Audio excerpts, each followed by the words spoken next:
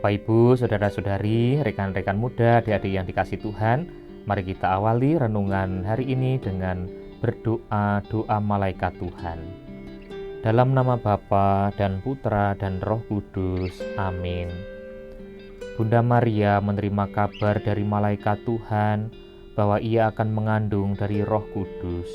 Salam Maria, penuh rahmat Tuhan sertamu, terpujilah engkau di antara wanita, dan terpujilah buah tubuhmu Yesus.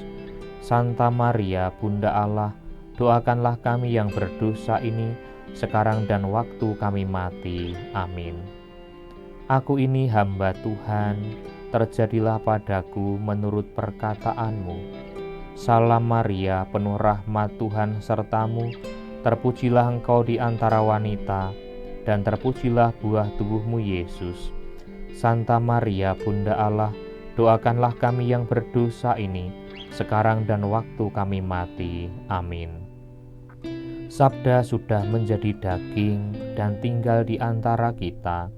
Salam Maria, penuh rahmat Tuhan sertamu, terpujilah engkau di antara wanita, dan terpujilah buah tubuhmu Yesus. Santa Maria, Bunda Allah, doakanlah kami yang berdosa ini, sekarang dan waktu kami mati. Amin. Doakanlah kami ya Santa Bunda Allah, supaya kami dapat menikmati janji Kristus. Marilah berdoa. Ya Allah, karena kabar malaikat, kami mengetahui bahwa Yesus Kristus Putramu menjadi manusia. Curahkanlah rahmat-Mu ke dalam hati kami, supaya karena sengsara dan salib-Nya, kami dibawa kepada kebangkitan yang mulia, sebab Dialah Tuhan dan pengantara kami. Amin.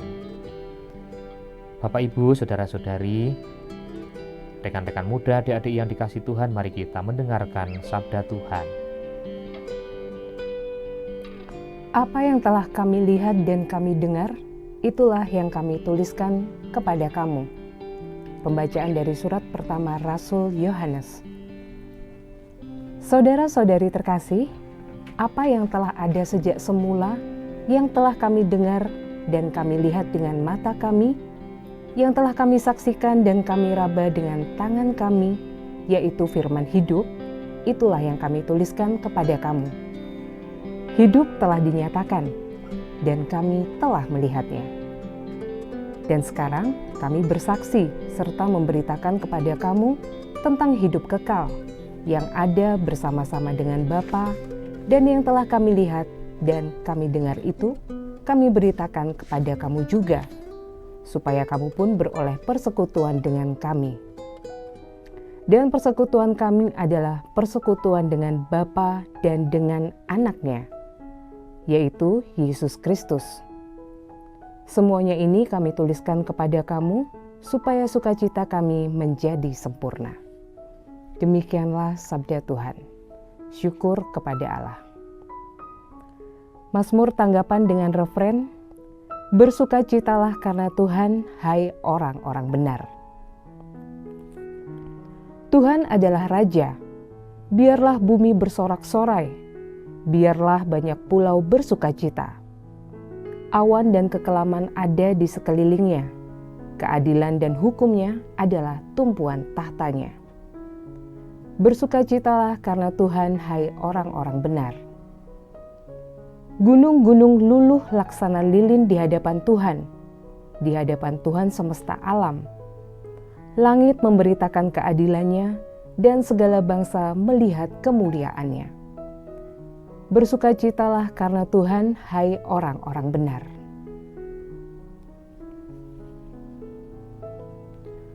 Tuhan bersamamu. Inilah Injil suci menurut Yohanes.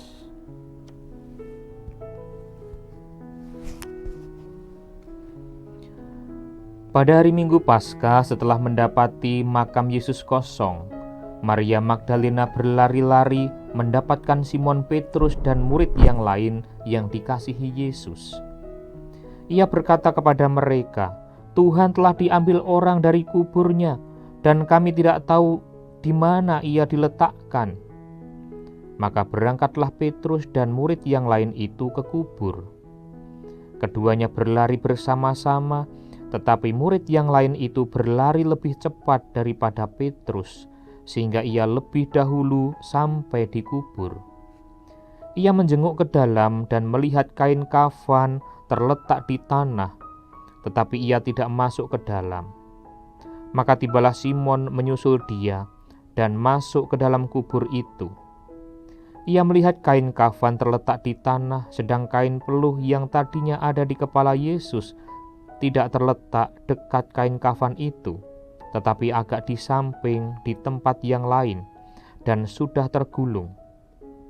Maka masuklah juga murid yang lain yang lebih dulu sampai di kubur itu. Ia melihatnya dan percaya. Demikianlah sabda Tuhan. Terpujilah Kristus. Bapak Ibu, saudara-saudari, rekan-rekan muda, adik-adik yang dikasihi Tuhan, renungan ini saya beri judul Percaya kepada Tuhan Yesus. Ada 3 tokoh yang ada di dalam Injil yang tadi kita dengarkan. Ada Maria Magdalena, ada Simon Petrus, dan ada murid yang lain yang dikasihi Yesus, yang tadi tidak disebut siapakah nama dia.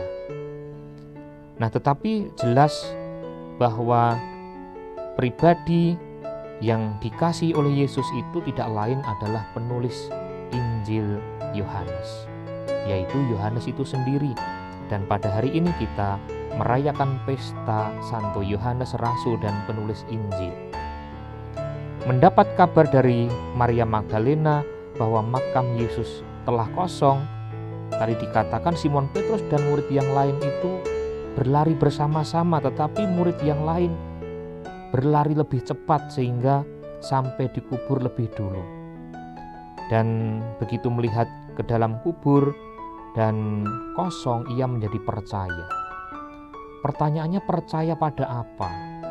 Tentu percaya pada sabda Tuhan Yesus sebelumnya, bahwa Yesus telah mengatakan kepada para murid bahwa ia akan menderita sengsara dan wafat, tetapi pada hari ketiga ia akan bangkit. Bapak Ibu, saudara-saudari, rekan-rekan muda, adik-adik yang dikasihi Tuhan, maka percaya pada Yesus inilah yang diwartakan oleh Santo Yohanes. Kita melihat di dalam Injil Yohanes bab 3 ayat 16 dikatakan begini, karena begitu besar kasih Allah akan dunia ini, sehingga ia telah mengaruniakan anaknya yang tunggal, supaya setiap orang yang percaya kepadanya tidak binasa, melainkan beroleh hidup yang kekal. Injil Yohanes bab 3 ayat 36, barang siapa percaya kepada anak, ia beroleh hidup yang kekal. Injil Yohanes bab 6 ayat 29, jawab Yesus kepada mereka, inilah pekerjaan yang dikehendaki Allah, yaitu hendaklah kamu percaya kepada Dia yang diutus Allah. Injil Yohanes bab 6 ayat 40, sebab inilah kehendak Bapa-Ku, yaitu supaya setiap orang yang melihat anak dan yang percaya kepadanya beroleh hidup yang kekal, dan supaya aku membangkitkannya pada akhir zaman. Jadi percaya, beriman kepada Tuhan Yesus inilah yang diwartakan oleh Yohanes. Supaya apa? Supaya kita beroleh keselamatan, kita beroleh hidup yang kekal. Bapak Ibu, saudara-saudari, rekan-rekan muda, adik-adik yang dikasihi Tuhan, beriman atau percaya berarti dekat. Kita membangun hubungan yang semakin dekat dengan Tuhan. Karena apa? Karena tujuan akhir dari kehidupan kita mau bersatu dengan Tuhan. Dan persatuan dengan Tuhan itu tidak bisa tiba-tiba terjadi nanti begitu aku dipanggil Tuhan terus bersatu dengan Tuhan. Tetapi persatuan dengan Tuhan itu harus dibangun dari sejak sekarang, ketika kita masih hidup sekarang ini. Nah, maka percaya berarti aku belajar membangun hubungan yang semakin dekat dengan Tuhan. Karena apa? Karena kedekatan membutuhkan proses. Maka mari kita bersama-sama belajar percaya.